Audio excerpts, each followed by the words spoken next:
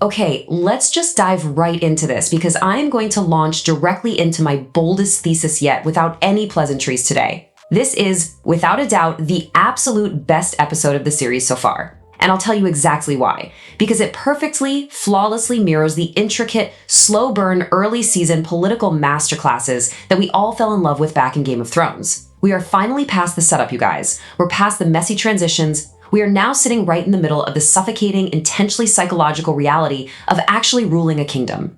What we are looking at in my explainer today isn't just a basic breakdown of plot points. No, it is a massive, deep dive into the crushing, heavy reality of the Iron Throne itself. So seriously, settle in, get comfortable, because we are going to unravel exactly how this absolute masterpiece of television was constructed, and we are going to start right out there on the muddy, tense battlefield. Let's begin by breaking down that incredibly tense, theatrical opening scene. We see Daemon Targaryen backed by the terrifying, overwhelming, awe-inspiring presence of 3 massive dragons. Just picture the heat coming off those things. And on the ground, we have Ormond Hightower staring straight up at imminent, fiery death. Now, what is really fascinating here is how the scene initially reads as pure process, right? Ormond seemingly does the smart, logical thing. He bends the knee, he pledges his fealty to Queen Rhaenyra, and he hands over an heir to Aegon as a ward. He is effectively submitting to the sheer, undeniable firepower standing right in front of him. On the surface, it looks like a clean, albeit entirely forced, diplomatic victory for Daemon. But as we know all too well in this world, the surface level is almost always a complete and utter lie. And that, my friends, leads us straight to the truth. Let me slowly unravel this massive deception step by step for you, because it is brilliant. Ormond didn't actually give up Daemon Targaryen, Alicent and Viserys' youngest son. No way. Instead, he pulled an incredibly dangerous, high-stakes, fast one right on Daemon. Ormond found a random peasant child and literally bleached the poor boy's hair to mimic that signature Targaryen silver blonde, passing him off as the royal hostage. I mean, it is a stunningly brazen move. Just think about the sheer audacity. He looked Daemon Targaryen dead in the eye, handed him a fake prince, and Daemon entirely 100% bought it. This establishes Ormond immediately as a deeply cunning foil. He's someone who completely understands that when you absolutely can't beat dragons with literal fire, you have to beat their riders with deception. Now, this little detail actually sends us down a completely fascinating rabbit hole that I just have to share with you. You might actually be wondering, wait a second, did they actually have hair bleach back in these pseudo-medieval times? Well, it turns out this is an incredibly authentic historical practice tracing all the way back to ancient and medieval history. It's true. Ancient Romans and Greeks actually used these wild mixtures of wood ashes, plant extracts, and even pigeon droppings to chemically lighten their hair. So this isn't just some cheap modern plot device thrown in by the writers. It is a grounded, historically plausible tactic of war and disguise that adds a magnificent, rich layer of realism to Ormond's trickery. It's details exactly like this that make the world feel incredibly lived in and meticulously crafted. But here's the kicker. The deception isn't one-sided. We are actually looking at huge, monumental lies on both sides of the battlefield here. Because Daemon takes this bleach blonde boy back to Rhaenyra, and he actively, purposefully lies to her as well. He claims they have captured a legitimate heir, a very real threat to her claims to the throne, and he uses this fake narrative to push her toward executing a child. Daemon absolutely knows the boy is politically useful as a pawn, but he weaponizes the child's supposed identity to back Rhaenyra into a corner. He wants to force her into making a ruthless, blood-soaked decision incredibly early in her reign to harden her. The entire foundation of this supposed victory is basically built on a fragile house of cards constructed simultaneously by both Ormond and Daemon. So let's see how this deception builds into the absolute core conflict of the episode. We leave the open air of the battlefield and transition directly into the claustrophobic, suffocating reality of the Red Keep. Rhaenyra finally arrives as the victorious queen, but she is immediately hit like a ton of bricks with a staggering question. Seriously, ask yourself, how does a queen actually rule a starving city with a completely empty treasury?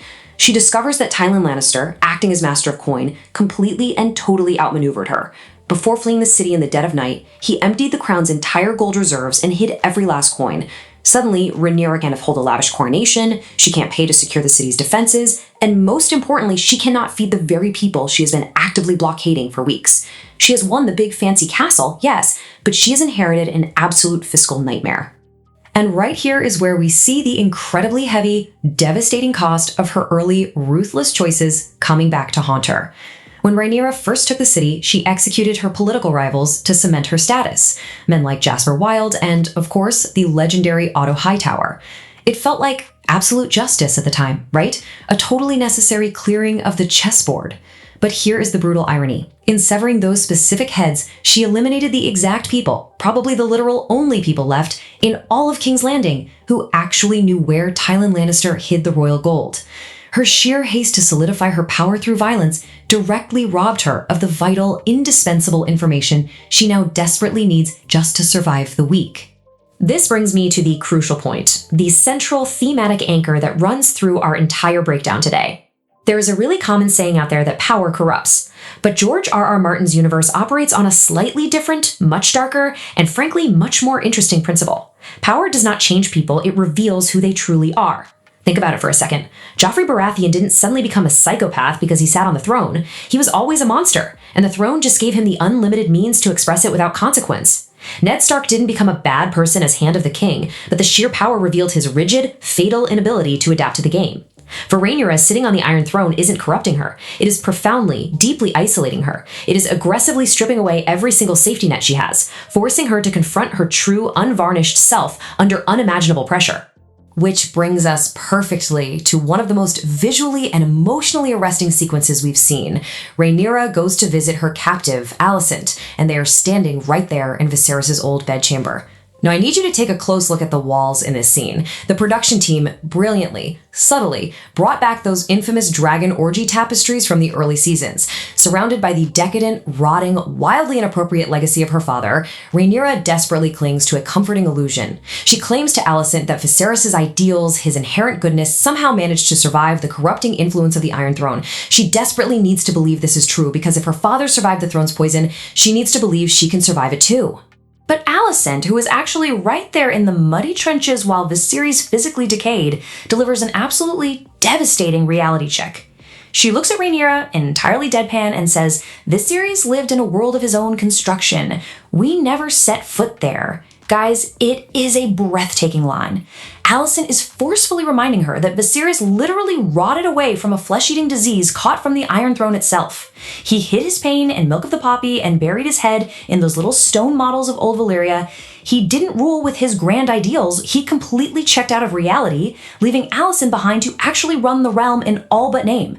Alicent is proving to Rhaenyra and to all of us watching just how deeply isolating and genuinely destructive the rule of the Seven Kingdoms truly is. And then, right in the middle of this, we have Helaena. Helaena, who constantly, beautifully operates on a completely different frequency than everyone else in this show. In the middle of all this high-stakes, tense political maneuvering between the two queens, Helaena casually, almost innocently confronts Rhaenyra. She just quietly looks up and asks if killing Otto made Rhaenyra feel better. And then, twisting the emotional knife without even meaning to, she asks about the agonizing loss of Rhaenyra's son, Jace. It's this piercingly direct, entirely unfiltered line of questioning that completely shatters Rhaenyra's cold, regal facade. The suffocating pressure of this entire conversation pushes Alicent to a point of sheer, unadulterated desperation, leading her to actually suggest that they simply fake Aegon's death so she and Helaena can finally just escape this endless, miserable cycle of blood. Meanwhile, outside that room, the castle itself literally feels like it is decaying around them. Let's expand on the creeping unease of the Red Keep's massive rat problem, because this is some genuinely brilliant long-term storytelling. Rhaenyra is visibly plagued by rats during her small council meetings. Why? Well, because seasons ago, Aegon rashly executed all the rat catchers in the city out of pure, unbridled grief. Actions have incredibly long consequences in this universe. This reckless decision casts a long, feral shadow over the keep. In fact, if we look way down the timeline into Game of Thrones, Joffrey actually points out the exact spot where Aegon hung those rat catchers to Margaery Tyrell. And the ultimate historical solution to this problem? The city eventually relies on a massive population of feral alley cats, literally the exact same cats we see Arya Stark chasing centuries later. History in this world is incredibly tactile and deeply interconnected. But honestly, the rats scurrying inside the castle walls are absolutely nothing compared to the massive powder keg waiting just outside the gates.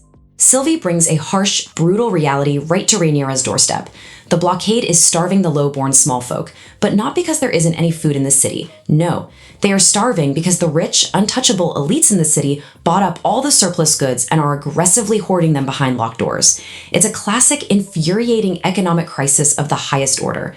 The question is forcefully thrust upon Rhaenyra and upon us. What actually happens when the elite hoard all the food while the citizens starve in the streets? It keeps us actively nervously thinking about how a new queen, who desperately, fundamentally needs to win the love of the small folk to maintain her grip, will possibly navigate this explosive class warfare. And what Rhaenyra does next to solve this is arguably her absolute greatest political victory to date. Let's break this incredible move down. She doesn't just send out a raven asking the rich to nicely share their food. Oh no, she throws a lavish, beautiful banquet for these hoarding elites. She charms them, she gets them comfortable with wine and music, and then she literally serves them cooked rat on a silver platter. Yes, rat. And as they are sitting there in absolute gagging shock, she coolly informs them that her armed gold cloaks are currently kicking down the doors of their storehouses, seizing all their hoarded goods to distribute to the starving masses. It is ruthless, it is beautifully poetic, and it perfectly redistributes the wealth while simultaneously establishing her absolute dominance over the city's greedy power brokers. However, as we know, every single victory in Westeros invites a brand new, terrifying challenge. Now she has to face the looming massive threat of the faith. Rhaenyra absolutely needs the High Septon to officially anoint her as queen to solidify her shaky legitimacy in the eyes of the gods and the common people. But the Septon, he uses incredibly frustrating, maddeningly circular logic, flat out refusing to anoint her without physical, undeniable proof of King Aegon's death. When Rhaenyra pushes back hard, arrogantly invoking the divine will of her dragons, the Septon bites back even harder. He exposes the deep, volatile, centuries-old animosity between the faith of the Seven and the Targaryen dragons. He looks her in the eye and warns her that underestimating the deeply rooted religious fervor of the realm will be her absolute peril. It's a chilling standoff. This constant grinding friction from every single side eventually wears Rhaenyra down, setting up the absolute emotional climax of our analysis today. Corlys Velaryon, the legendary sea snake, has arguably been her most vital, unshakable ally through this entire war. He comes to her in private with what seems like a totally simple, deeply personal request. He just wants his baseborn sons, Aelin and Adam, officially legitimized so they can proudly bear the Valyrian name. But Rhaenyra, who is suddenly terrified of making a political misstep or angering other noble houses who hate bastards, nervously refuses him. Instead, during the public knighting ceremony, she humiliatingly styles Adam merely as of Hull. It is a profound, incredibly public slap in the face to the exact man whose massive fleet is literally the only thing keeping her war effort afloat. And then, oh man, then comes the inescapable, brutal logic of the sea snake. His reaction to this insult is legendary. He corners Rhaenyra privately and points out the glaring, monumental, unmistakable hypocrisy of her refusal. He looks at her and says, "Why do your children deserve what mine are denied?" Boom. He is pointing out the massive open secret that everyone in the Seven Kingdoms knows, but literally no one dares to say out loud. Rhaenyra's own sons, Joffrey, Lucerys, and Jace, were all completely obvious bastards born of Harwin Strong. Corlys accepted Lucerys as his true-born heir without a single question, despite his obvious parentage, just to support Rhaenyra's claim. He swallowed his immense pride for her bastards, and now she coldly refuses to do the exact same thing for his. I really want you to notice the heavy, suffocating, deafening silence of this specific moment. Rhaenyra is the crowned queen of the Seven Kingdoms. She commands actual fire-breathing dragons. She just successfully seized the capital of the world. But standing right there in front of Corlys Velaryon, she is left entirely, completely without an answer. She literally cannot refute his flawless argument. She's utterly paralyzed by the undeniable truth of her own hypocrisy. It is in this exact painful moment that Rhaenyra truly realizes that absolute power actually has hard, immovable boundaries. You can conquer a city with fire all day long, but you absolutely cannot dictate the truth to the very people who hold up the foundational pillars of your own house. It is a stunning, heartbreaking realization of her own limitations.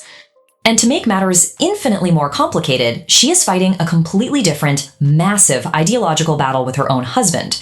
which stands in stark contrast to her grounded, muddy political struggles in the capital. Daemon comes to her aggressively pushing a literal god complex, insisting that with their dragons, they shouldn't just rule Westeros, they should cross the sea and conquer the entire known world. But Rhaenyra, showing her growth, wisely and firmly shuts him down. She invokes the horrific doom of Valyria, using the ancient cataclysm that literally destroyed their ancestors as a dire, blood-soaked warning. She reminds him that the ancient Valyrians thought they were invincible gods too, and their massive hubris brought about their own fiery apocalypse. She deeply understands, perhaps better than anyone now, that there is absolutely such a thing as having too much power. Now, let's move to a moment of sudden, awful clarity that brilliantly ties us all the way back to the very beginning of our breakdown today.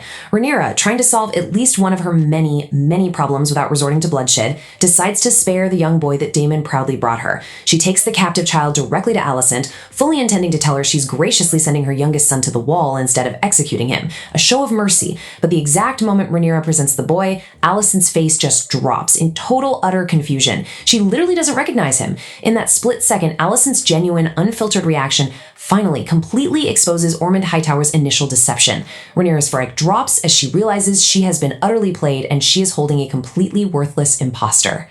And the brutal consequences of that calculated deception hit the capital immediately. We are left staring down the barrel of a final, unmitigated tactical disaster. Horrific word reaches the Red Keep that the Hightowers have successfully taken Tumbleton.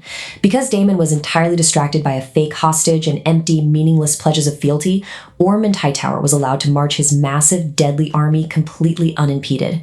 By seizing Tumbleton, Ormond has instantly and completely changed the entire landscape of the war. He has secured a massive foothold, a crucial vital supply line, and a literal launching pad pointed directly at the throat of King's Landing. That theater in the opening scene wasn't just a clever trick, it was a brilliant, world-class strategic delay that allowed the enemy to position a deadly dagger right at the Queen's neck. Which leaves us right here, ending on this incredibly provocative, terrifying moral dilemma.